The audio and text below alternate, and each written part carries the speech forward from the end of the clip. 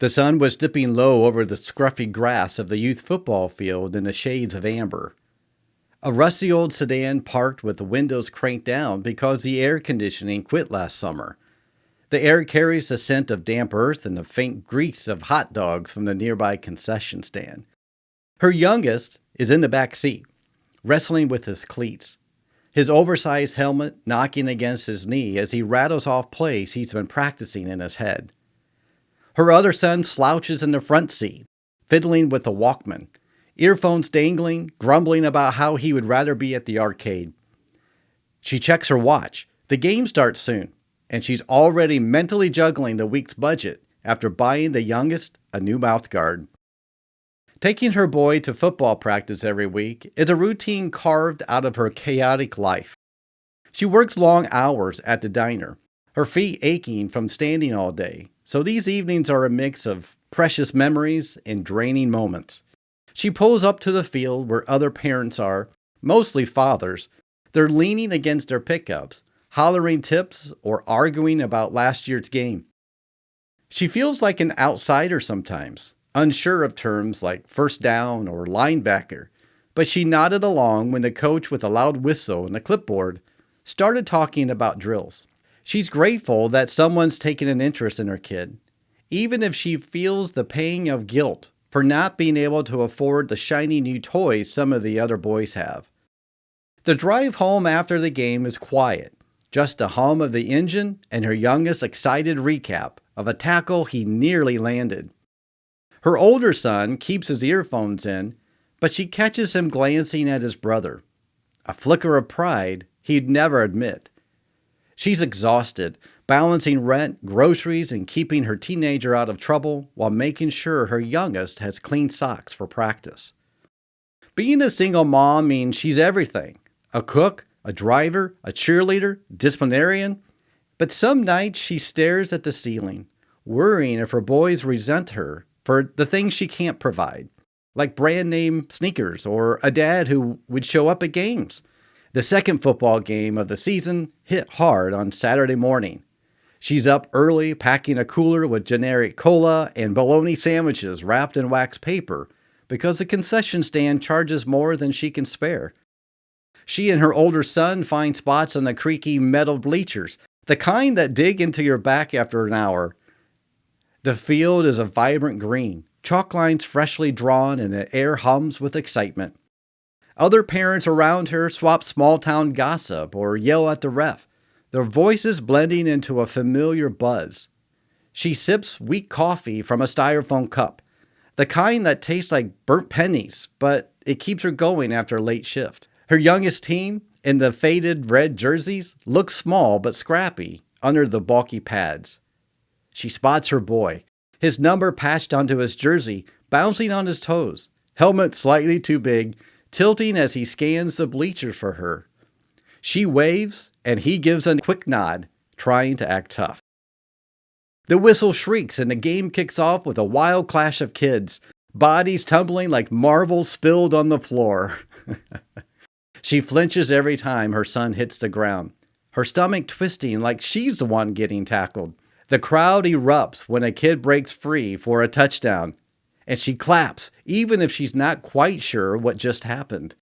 Her older son mutters, "Lousy block," but he's leaning forward now, eyes glued to the action. The game is a whirlwind. Boys sprinting, colliding, fumbling the ball.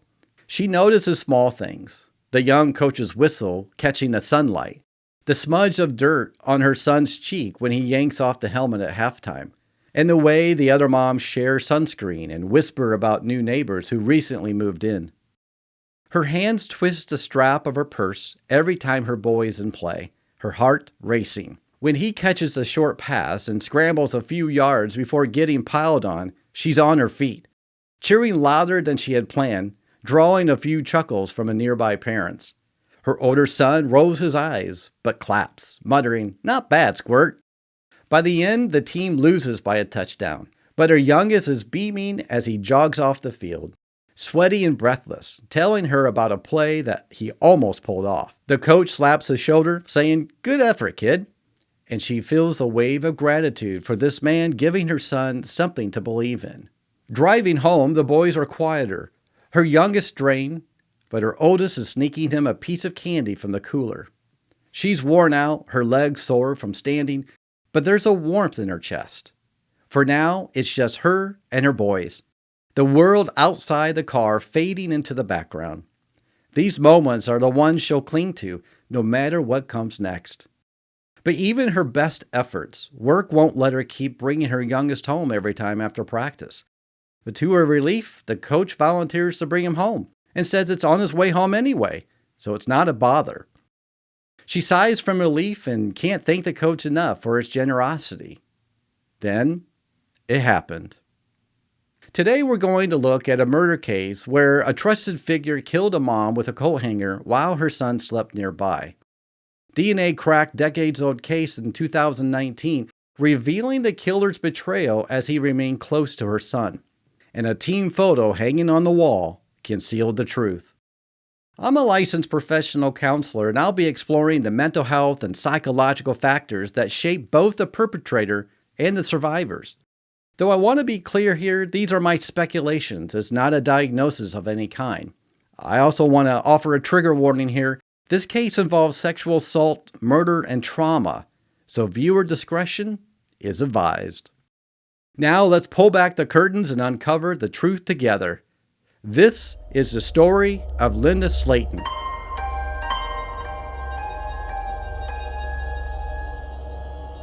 It was a crisp September evening in 1981, and a young boy named Timothy Slaten was riding home in the passenger seat of his football coach's car.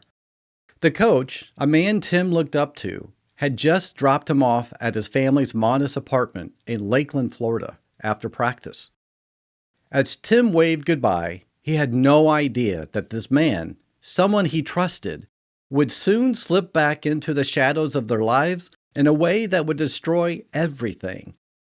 What makes this case so haunting isn't just the brutality of what happened that night.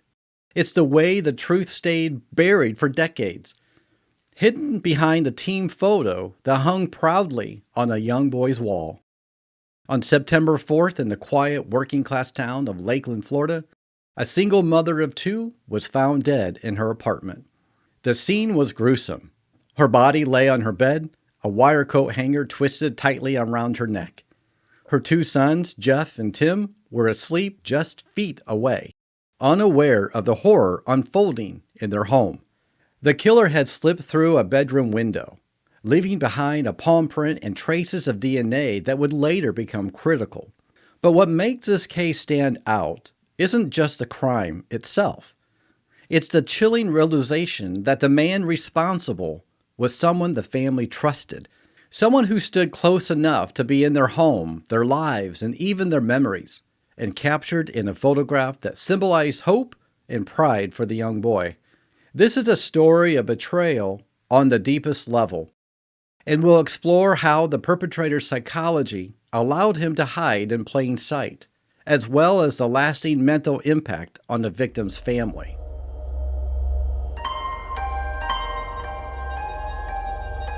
Joseph Clinton Mills, born in 1960 in Lakeland, Florida, grew up in a community that valued sports and camaraderie. By his early 20s, he was a well-known figure in the local youth football scene, coaching for the Lakeland Volunteers program.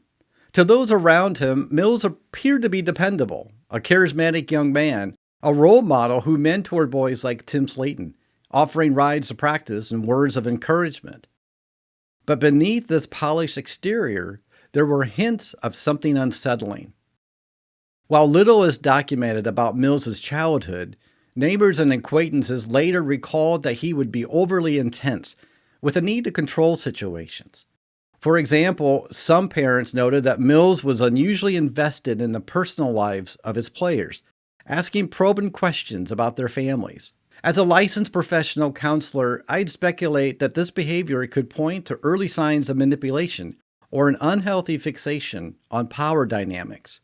Though again, this is just my analysis based on the patterns that we see in true crime cases.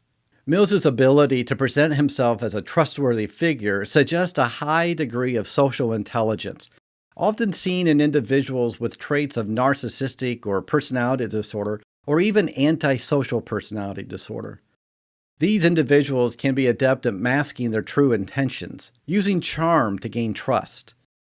There's no record of Mills's being diagnosed with any mental health conditions, but his later actions suggest a lack of empathy and a capacity for deception that likely developed over years.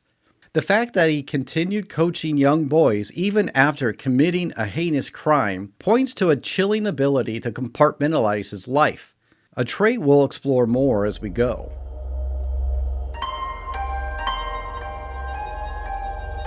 By 1981, Joseph Mills was 20 years old, deeply embedded in the Lakeland community as a youth football coach.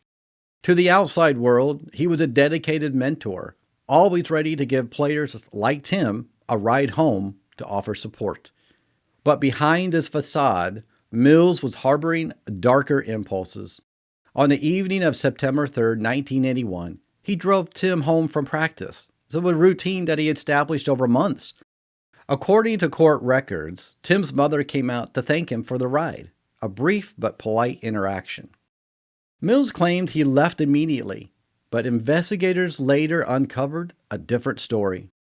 This moment is where we see the first cracks in Mills' carefully crafted persona.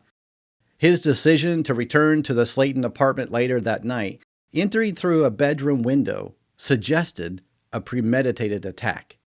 This is a critical escalation of behavior here, moving from subtle manipulation to a violent, calculated crime. The use of a wire coat hanger as a weapon indicates not just an opportunity, but a deliberate choice, possibly reflecting a deep-seated need for control or even a sadistic streak. While we don't have access to Miller's inner thoughts, the act of targeting a single mother in her home with her children nearby, it speaks to a profound disregard for human life and a willingness to exploit vulnerability.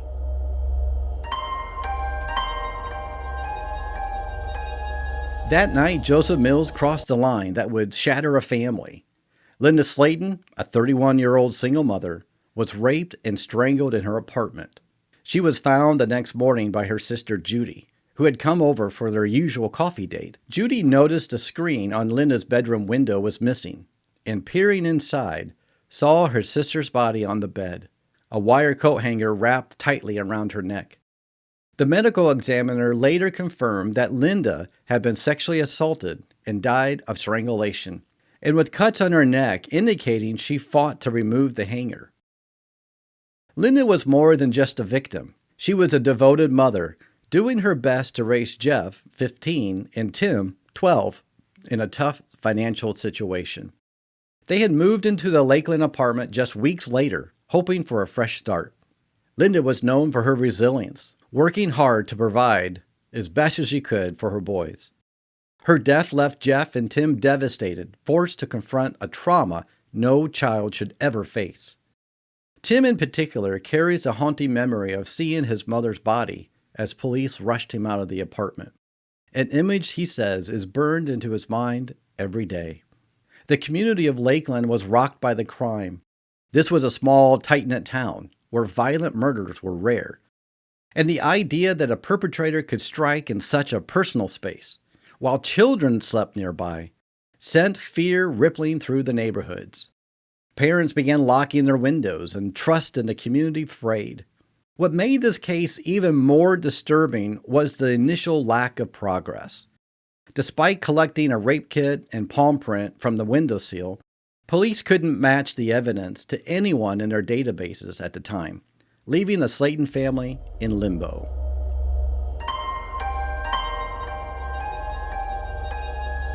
The investigation into Linda Slaten's murder began with a flurry of activity. Detectives, led by Sergeant Edgar Pickett, a renowned fingerprint expert, questioned several suspects, including Linda's ex-husband Frank and her boyfriend at the time.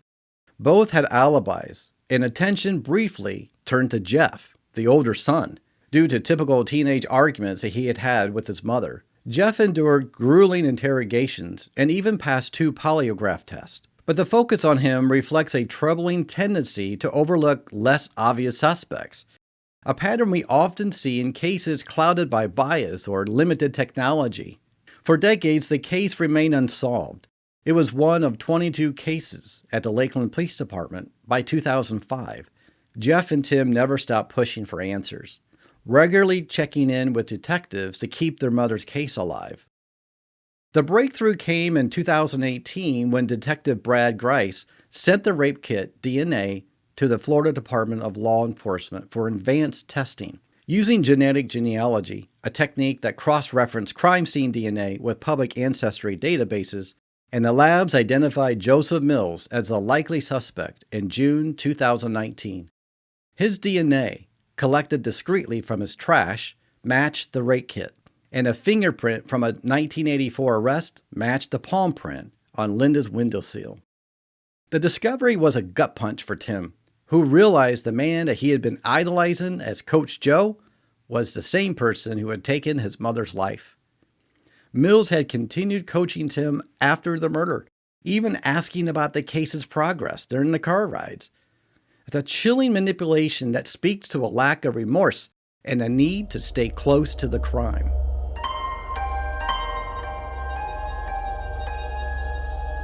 In 2019, Joseph Mills' carefully constructed world unraveled. Lakeland police arrested him on charges of first-degree murder, sexual battery, burglary with assault, and perjury. When confronted, Mills initially denied knowing Linda beyond their brief interaction on September 3rd. But after his Miranda rights were read, he spun a new story, claiming he returned to the Slaten apartment at Linda's invitation for wild sex, during which she allegedly died.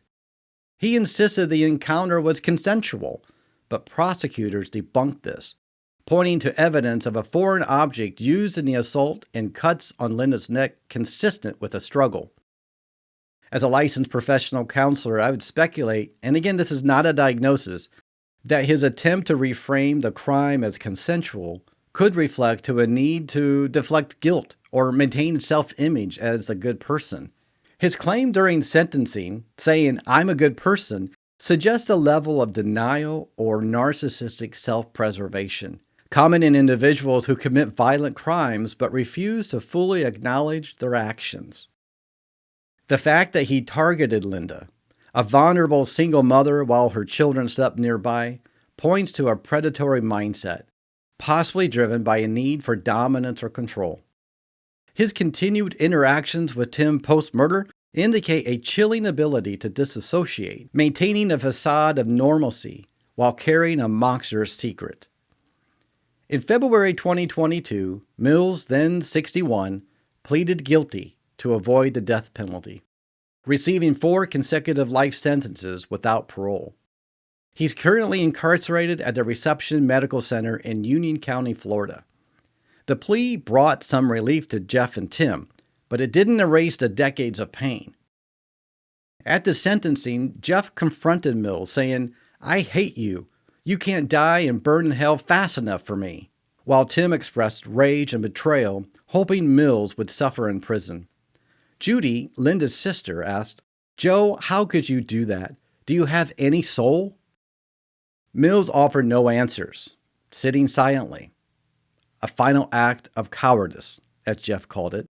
The case exposed flaws in the initial investigation, indicating a disturbing focus on irrelevant suspects due to racial biases, as admitted by Sergeant Pickett, who noted prejudice among his colleagues influenced his early approach. Advances in genetic genealogy were pivotal, highlighting how technology can bring justice decades later. For the Slaten family, the resolution was bittersweet. Answers came, but the loss of Linda, a loving mother, remains a wound that won't fully heal.